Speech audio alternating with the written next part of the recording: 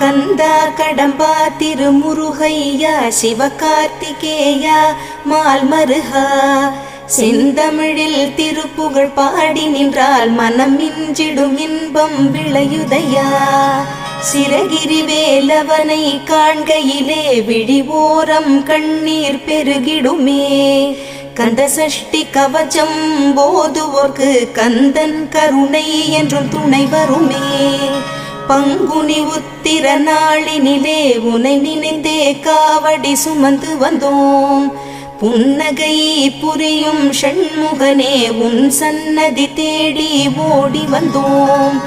உன் பதம் பணிவது என் தவமே, என் மனதில் நிறைந்திடும் உன் முகமே.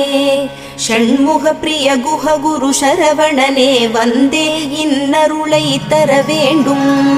தென்பழனி மலையில் ஆண்டி முகம் சென்னிமலை